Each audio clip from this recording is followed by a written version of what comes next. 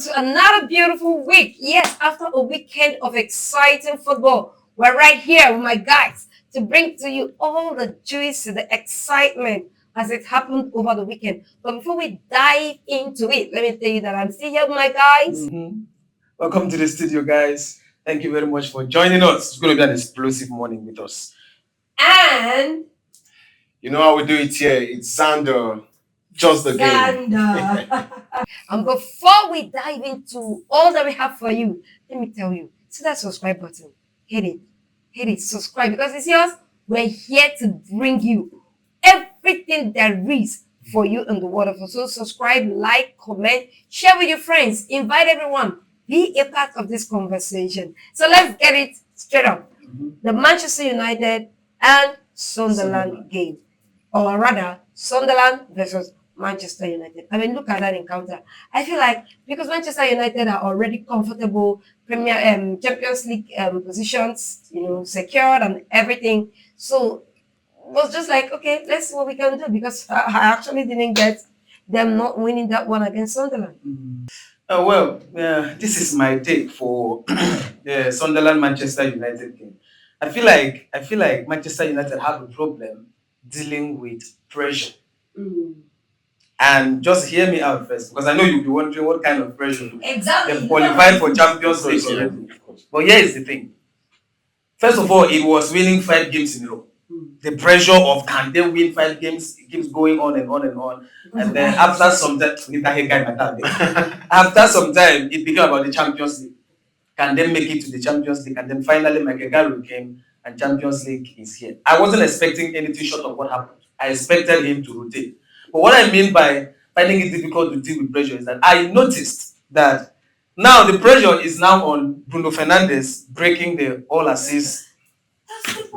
So what I'm seeing there now is that it's as if even the strikers and now once Bruno passes you ball, there is this pressure of whether you could score, whether you could score. So it becomes now the highlight of the whole game. And I don't know whether I would say that affected the confidence and the free flow of the game. Because like we mentioned last time, Manchester United fans don't care whether they lose or win at this point. Make Bruno just break that assist. That's all we are looking at. So that's the only thing I can take away from that game. That the pressure of Bruno breaking that assist record was affecting the free flow and the confidence on the part of the strikers. You know something also because when you look at that game also, that Manchester United game, you see that it's been, I think it remains 5 games for, it was, Bruno Fernandes got his first, his 19th assist, and it was remaining 5 games left. Now, some people are saying that, are you sure the Premier League is not cost based on that assist level? Yes, I'm maybe Thierry don't go put cost for this stuff. Because it's remain 5 games now. Like 5 games to go. And now it's 2 games now. He's still on that 19 assist. The thing about this assist thing is we are looking at Bruno Fernandes to create the assist, but the main thing now is the strikers. No matter how creative a midfielder is, if the strikers will not score, your assist will not lead to goal. And Mbeumo and Ahmad have been short of form this season. Yes. So the issue there is not even Bruno. And particularly for Bruno Fernandes, if we had a striker like, if Manchester United have had a striker like someone like Harry Kane, you have broken that assist long ago. Dembele, Kylian Mbappe. At least one. You know, see myself. Osimhen. No, that was a machine. Then we talk average strikers. Fernandes were being on maybe even more than 22 assists by now because if you look at the chances that guy creates every match, scoreable chances. Since stepping into the Premier League, I am so sure no Premier League player have created more chances. He's number 1 than Bruno Fernandes. He's number 1. So I think it's just down to the like you said, the goal scorers. But then I'm going to ask you, that game, was it difficult from the end of Manchester United, the way they played, the players they fielded on the day, or it is from the brilliance and the setup of Sunderland? Because look at Sunderland, they had a lot of chances. Look at that one-on-one chance with what's that black guy's name? Sadiki, yeah. Look at a lot of chances were quick on their foot and everything. So I'm thinking it was their brilliance that limited Manchester United from playing exactly what That they game, I wanted. don't think it's the brilliance because trust me, see, Manchester United were not just in that game at all. If you look at the game, Sunderland actually outclassed Manchester United. Like we were at class in the game, most especially in the midfield. That game, Midfield that game just screamed, Ineos, get me a defensive midfielder. That is just The absence of Casemiro. Casemiro. The moment I saw the lineup and I didn't see Casemiro, that was when I concluded Yes. Bruno no assist for you to do. Yes. Because 45% of the assists Bruno has are from set piece, which Yes. were converted by Casemiro. Casemiro. So Exactly. the moment I didn't see him, Casemiro was not enjoying the game like he used to when he is there. Yeah. So that is another game that reveals to Manchester United that whatever business you are doing to look for Casemiro replacement, Get you it have here. to be extremely careful and business minded with it. No Alright. Casemiro, no Manchester United right now. That's Okay, just it. maybe during the course of subsequent shows, we will not start looking at some of these guys who have been quite pivotal for Manchester United, not just Manchester United, for other teams that have exhausted their contracts with this team and their possible replacements. Who would fit in? Probably for Arsenal, who is going leaving, who will fit in? Manchester United, Man City, just like that. We'll bring you that episode maybe subsequently. But going to the next game, the Liverpool versus Chelsea game. I mean, look at that game. Chelsea, after 5 games of not scoring a goal, they scored in the 6th game. And in the 7th game against Liverpool, they got a draw at Anfield. For a youth team manager that was just elevated, that's massive for Chelsea against Liverpool. Oh, Chelsea, yeah. Liverpool were really, really outclassed by Chelsea because when I was watching that game and immediately Liverpool got to the early goal, I think it was on the 9th minute, right? Yeah. It was 6 minutes or so. Okay, yeah. The mentality just dropped. And I feel like the coach actually introduced this new system that I was playing on a 3-4-3 with Chelsea, and the Chelsea were actually controlling the ball much more better than. But I knew that match. Chelsea were even supposed to win the game because they were playing very, very well. I don't even know what happened to Liverpool's defense. Konate was off guard. Everybody was just like. And you actually No. I was waiting for you to finish. I remember when he was holding his mouth here. Liverpool win 33-1.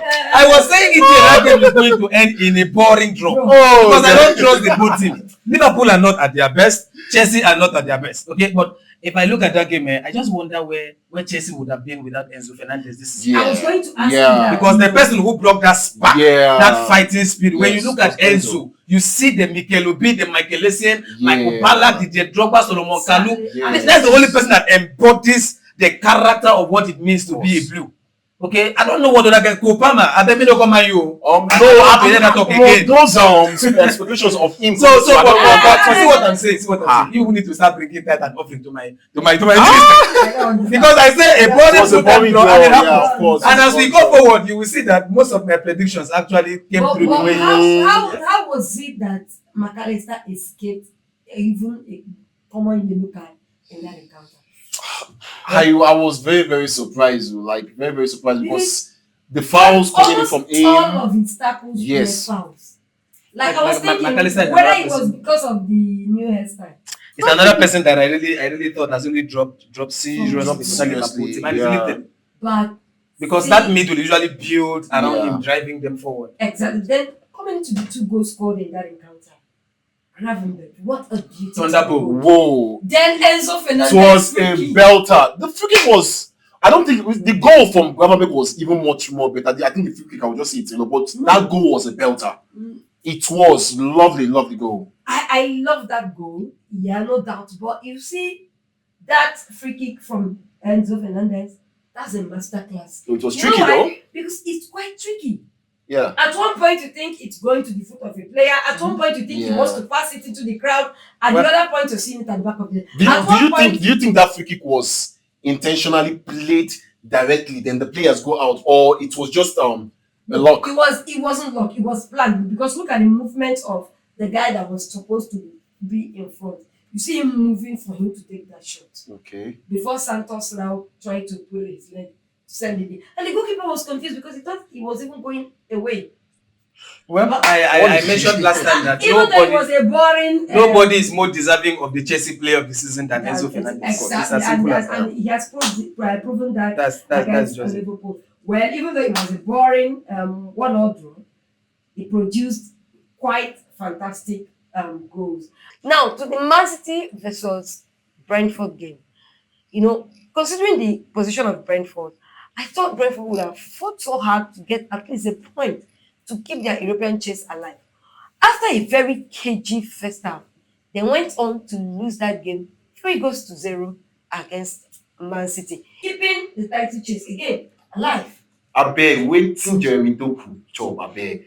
That guy has been in massive form like Banger, for games banger, now. banger Like goals. he's been banging goals like back to back. Yeah, and I can track back to when Doku actually became this somebody to talk about when you talk about games, deciding games and all for Man City.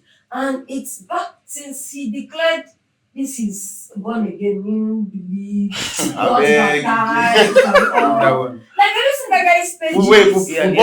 Football, they know that one. That is he knows. He knows. But he Well, knows it's not just about him. see, well, Everything in the See world the thing is about Doku in that Manchester City team. Look at someone like Phil Foden, for example, Okay. and with a manager of Pep Guardiola's pedigree. Doku knows that any slip of form at this point in time will endanger his starting role. Because when you have someone like Cheki, you have someone like what is my Ghanaian brother? Semenyo. You have someone like Semenyo, you have the Bernardo Silvas, you have all these players, and the thing about them is that they can play in all the front three roles. Yes. Do you get? And now Mamouche is back, Yeah. who also scored the goal Yeah. to announce his return. So Doku knows that he cannot afford to drop form this period. If not, he's going to be on the bench. True. So, and that's one thing about having good squad depth. Of Yes. course. But we had players who have been quite important, but still, somehow, anyways. The thing is that the boy is good good. for The him. boy, he might have his up and on days, And he's but also telling you that Doku it's not Doku just is blistering. strength. If I watch that guy play, I used to imagine him. You know what? You know what he's Bruno Fernandes. You know, he's really fast. No, yeah, he's good. And Man that's- City just show class. There is nothing different from And that. No, then, he's really talking fast. about Man City and title chase, it brings us to the game against between Arsenal and West Ham. Arsenal going away from home to a West Ham United. West Ham were fighting for their life in the relegation, and then they got it was 1-0 in favor of Arsenal. But that very last minute decider, and West Ham got an equalizer. VAR intervened. Bad luck for West Ham, you had say. Xander, go first. Make I Like, breathe. dog, everywhere go explode. Make I breathe. Okay, let's just look at that handball. Quite well, it was a foul, but the inconsistency of the Premier League ref this season has become something very absurd. Because Arsenal, they're very good, but when you check a lot of games coming from Arsenal, they have actually used that same pattern. Sorry. Hold on. Are you saying the foul shouldn't have been given, or it was a proper call for it to be given? Let me get exactly what I'm just saying, what I'm saying is that what you reap, you sow. what Do you understand? Arsenal, they've actually used that particular pattern to win Manchester United. That's in the beginning of the season.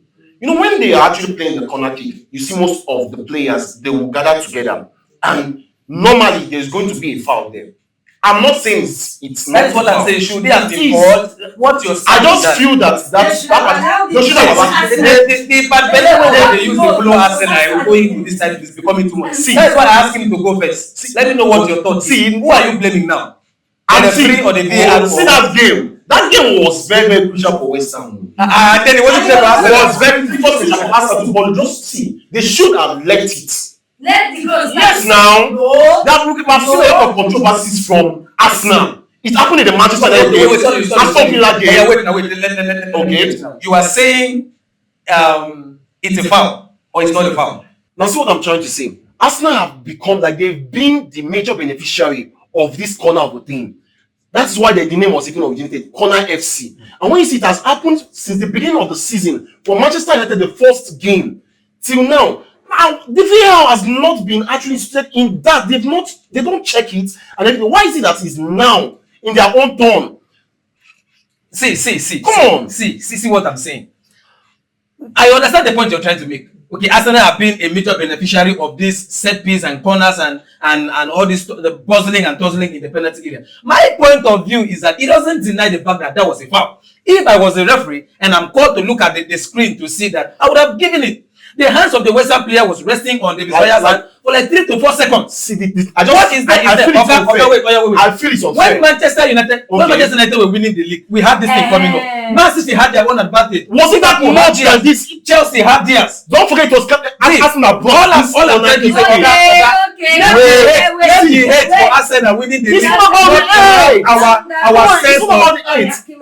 See. Corner tactics, is it okay? Is it sitting? Arsenal have been playing beautiful football all these years. Whatever Do you think they've been playing beautiful it's football? not Arsenal's fault. No, Give it. No, man. No. You know what? You're correct. So I'm wrong. Am I wrong? Oh, what is You're correct. No.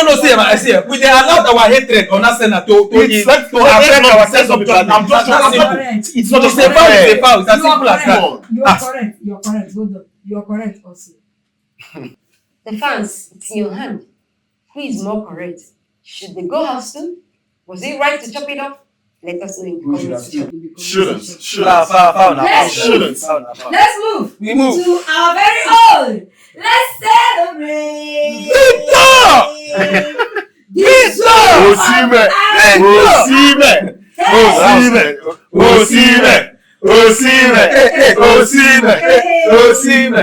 Osimhen. Yeah. That was what I'm talking about. Yeah. A scary start that ended in a glorious way. I'll tell you.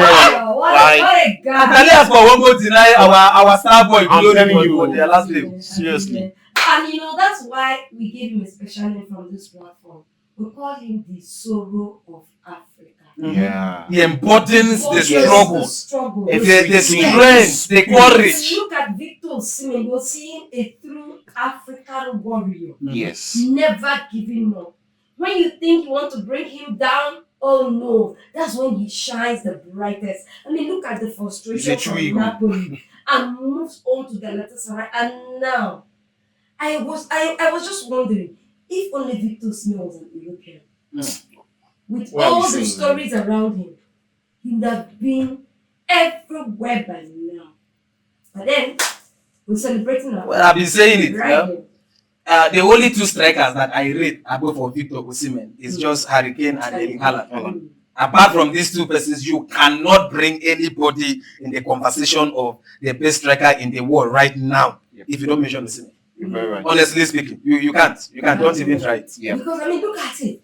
So moving on from there to another chaotic weekend event. Although it was celebration for Barcelona and heartbreak for Real Madrid. But Barcelona are, I mean, no doubt, it's all over. Champions of La Liga in front of Real Madrid players and their fans at the Camp Nou. A dilapidated Real Madrid with all the sagas. Now, I don't even want to look at what happened on the pitch, but look at what is going on behind the scene. Kylian Mbappe, after the sagas with going out with his girlfriend and all claiming injury, he came for training on the day. He was told, according to reports, that he will be starting from the bench, and then he left. And then after the game, there is a rumor of fights between the members. What is actually going on? Shouldn't they be even focusing on what is going on the pitch, rather than their individual differences? Seriously, the Madrid side recently now, you know, the last time we spoke about this, I was like, Madrid can even still come off, you understand, they can actually use that as a motivation to also win the game. But looking at the Madrid side right now, it is just, they are just in shambles. Like, the team, no togetherness in them, everything is just scattered. And I'm really, really disappointed. They could not even get a goal. Imagine what they were playing throughout yesterday. The Barcelona team outclassed them in every way. The midfield area, the attacking area. Look at the goal from Marcus Rashford. Talking about Marcus Rashford right now. For Rashford, after all the years in the Premier League, no Premier League title, first season in Barcelona, he's won the title with them. Scored a very crucial goal against their bitter arch rivals, Real Madrid. He sure wants to stay at Barcelona. He should stay. Barcelona should cover 30 million. I mean, he should. there is no denying of Marcus Rashford's talent. Okay, the boy is good. The only problem with Marcus Rashford is I don't know how his man management was like when he was in Manchester United, where ego began to set in. He became relaxed, and that affected Marcus Rashford on his good days unplayable.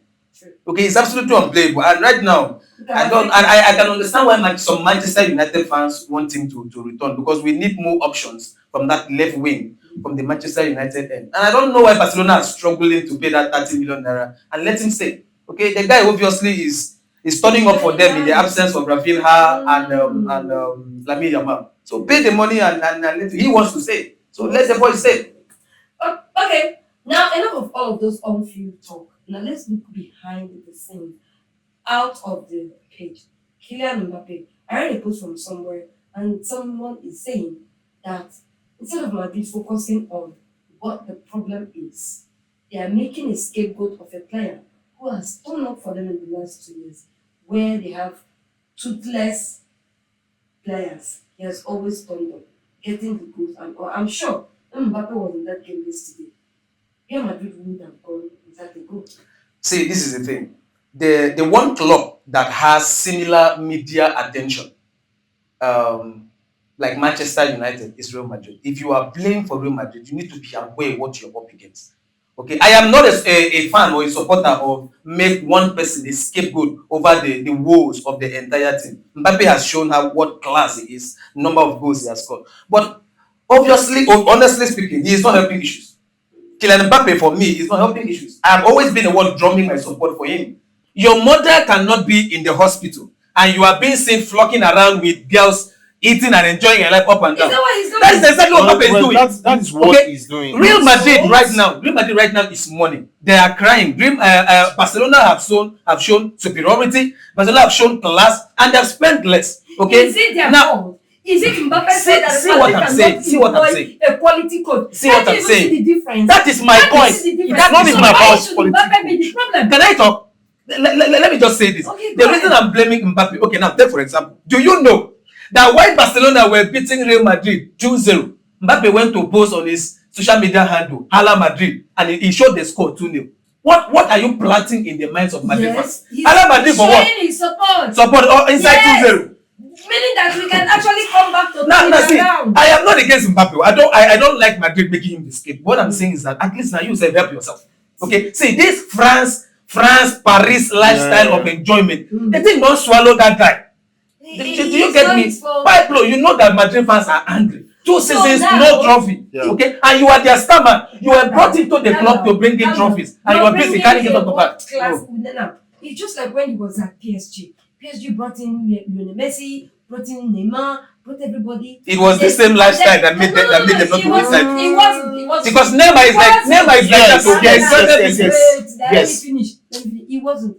Then when he brought up these people, you now gave them Pochettino. What are you expecting? Again, you brought Mbappe to Madrid. You have Vinicius Junior. You have all the players. You have Jude Bellingham. You have all of them, the Valverdes and everything. Who did you give them? Because Xabi Alonso did an invincible with Bayern Leverkusen in Bundesliga, where we know it's magic. One thing come out. You now brought him to Real Madrid and nothing happened. You let go of Xabi that even had a little pedigree, and you went to bring Abaloa. To do what? Okay, now see. So Mbappe should be the coach and the player. No. See, that's what I'm saying. I feel that Madrid should have stopped with Xabi Alonso. Exactly. Because if you look at after Xabi Alonso left the club with a mutual agreement, you understand? You see that a lot of things started happening, a lot of changes. And we are missing the point here. Sorry, sir. We are missing the point here. Okay. Real Madrid have already lost the game, and in my pre-game analysis, I said it. That it was going to be a comfortable win for Barcelona. Okay. Because what Real Madrid is going through now is nothing short of a broken home. Yes. I knew that. In Real Madrid, it's like father and mother are fighting. Children are just scattered. I knew it was going to be like that. What we are saying now is that the idea of scapegoating Kylian Mbappe. No. Are you getting me? That's the conversation. Okay. That is why I am saying he is not helping with his Wait, calm down. Because he went out with his girlfriend. Why did he come out? And now I get your point. Why would he go out with his girlfriend, especially when he's still recovering from Hello. injury? Come on, wait. See, there are speculations around you already. I feel the best thing he should have done is to pipe low a bit, not flexing around and everything. The media is always like just said, Manchester United and Real Madrid are also the media plays thing, in surgery, and yes, and you're throwing the something like that. Yeah, I understand. I'm against that. It's not about that. It's still. Let me ask you one question.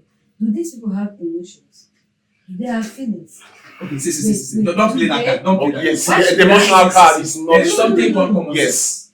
There is something called common sense. That's what we're saying. Do you know what it means? That you go online and you see 73 million people signing a petition that you should leave a club. More reason why you should buy clothes. No, you should leave a club that you loved so much that you had to halt your first club because of them. First love. PSG. Which PSG? Do you think he has Which PSG? PSG is whose first love? What are you saying? But I don't think we will go inside. No, I don't But think. the thing is, I think fans just need to calm down. It's not always about them. You know, like I said earlier. It's not always about them. Like I said earlier, I'm not in support of what they are doing. Yes. Mbappe is a fantastic player. He's a world-class player. But what I'm saying is that Mbappe himself should be sensible enough to understand that the tension is high right now. Yes. Pipe low. If he's just pipe low, they know. No. See, this thing is just common sense. So, like you said, it is common sense. If he had piped low, it won't be up like we were this. discussing this Okay. For the past 2-3 seasons. Manchester United have not organized after party of the season. Do you understand? Because the season has been terrible and poor. And the players yes. there's nothing to celebrate. They've not even There's given the nothing best to be players about. since for a long time. Like That's common sense. that's just the thing. Eating and drinking and partying when your club is finishing. Yes. The The best club in England. Now, what's the solution? What's the best thing for Mbappe? What's the best thing solution. Mbappe and Real Madrid at this point? Jose Mourinho is one person that we know has that commanding presence when it comes to bringing orderliness to a team. What Real Madrid need, like all this Valverde fighting against Tchouaméni and all these issues going on. They need someone that can stable the ship right now. Bring back that respect. You see what Luis Enrique is doing at PSG? Nobody is bigger than the club. Nobody is bigger than each other. Removing a Ballon d'Or winner in the 65 minutes of the game for a Champions League semi-finals, and the guy was smiling and shaking everybody's hand. You can't try that in Madrid. What? Do you see the time they removed Vinicius? Was it even around that time? Was something? Vinicius was like, come on. They needed a goal in that encounter. And he had to react in that way. And he felt like. Do you think PSG need a goal also? They just one goal talking about up. this Valverde. Okay. We had that guy was knocked out. In fact, he was practically punched to the hospital by Tchouaméni. Like Mike Tyson when they never I don't understand. But that's the level at which it has gotten. I'm not surprised. And it's not just about bringing Jose Mourinho. Yes, I understand the presence of Jose Mourinho and what he can do to any team, to any player. He will break your wings and all that. But I think this has gone beyond keeping these players together. I just need that. I just think that certain players need to be let go. So do you think Madrid will just let go of Valverde and Vinicius. no. That does not have any good leadership structure. Yes. You suffer this same thing. Yes. That is just there is no leader in that room. Yes. From the coach. Yes. There's no respect for him, and the whole tussle between Mbappe and Vinicius and they're just in shambles. If you get Mbappe and Vinicius Junior, you will go respect Abanoa. If you are bigger than Abanoa. So finally, back home for our last discussion for this show, the Nigerian Professional or the Nigerian Premier Football League is finally going down the wires. Last day decider. This is what it should be. What we used to say in the MPFL. Rangers got a win at home. Rivers United away to Wiki Torres against all got a win 3-2. How is this? First of all, how do you feel seeing the MPFL this way? The Nigerian Professional Football League has all it takes within itself to be one of the most interesting leagues in the world. If only our authorities are willing to invest in the league as they should. Okay, what is happening this season is a clear example of what the league can offer. Okay, if not because of the exceptional quality of the Rivers team and Enugu Rangers team, like I said last time, there were about 6 teams gunning for the title. Of course. The Premier League is once it gets to 10 games to go, it becomes a two-horse race.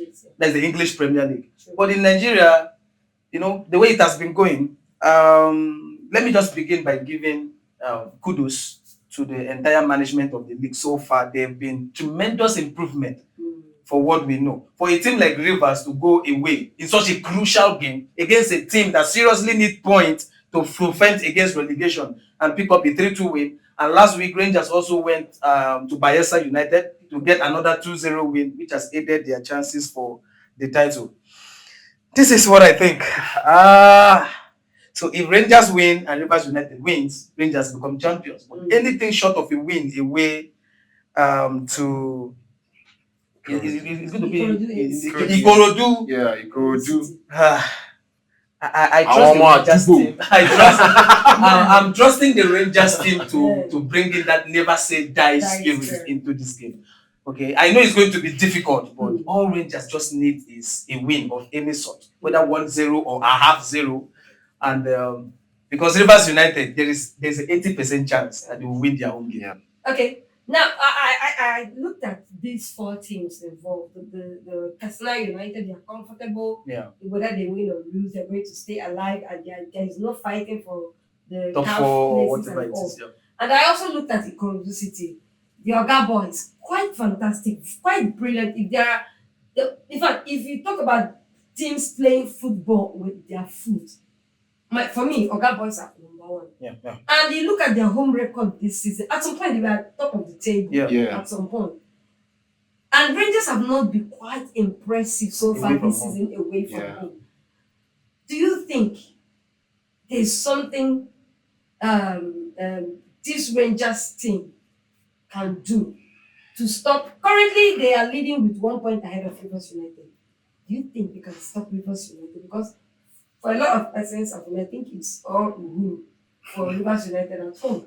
That's their fortress. I can tell you how many times they've lost since the KMS Amaka stadium was open. So the thing is just the only thing that should be following Enugu Rangers right now is just the grace of them winning against the Ikorodu boys. Those boys have been really, really fantastic at home. Like if you watch that style of play, it's wonderful. I ain't gonna lie, but Rangers, beg. Rangers has At least one thing. Just 1-0, they will kill. One thing we can be hopeful about is, like I said earlier, the Premier League has improved with this unhealthy culture of home team must win. Yes. So who knows? That's why United can reverse. That's what I'm saying. And get the drop. And then Rangers will. Anything can happen. That's the good thing about this. They are not lobbyists. This is a good thing about this league. Or the both of them just get dropped. Anything I can can promise happen. you that if it were lobbyists against Rivers United at home, then I would be afraid. Okay. Or any other team in the MPFL, except it was just one of those things that happened. Just one of those off. I know one thing I am sure of is that Rangers will sweat out blood to get the win in this one. Yes. But then, of course, and that is how we want our darling MPFL to be. We want to feel intrigued. We want to always sit at the edge of our seat, wondering which way is he going, and that is the beauty of football. All right, Rangers International or Rivers United, you tell us fans, who's going to win the MPFL title at the end of the season? Who do you think should win? Okay, that's how we're calling a wrap on the show today. Like I will always say, follow us, subscribe, like, share, invite your friends. Because you see us here, we ain't going nowhere. Yeah. We're sticking around. You want to see us in your faces every time you wake up. So subscribe, like, share, invite your friends. Let's have this conversation. You can also share your thoughts and comment. Any Of footballing course. subject you want us to talk about. Yeah. Just bring it You on. can If you bring it want up what and- us to talk about, let us know. We're here for you. Mhm. All right. Until we come your way again, we're saying thank you, and thank you again. Thank you very much. Your girl, and I have my guys here. Your rocket analyst. Always. Zanda. Dawai. Chakago. Oh, guy, this ball. Hey! What's for now? You know,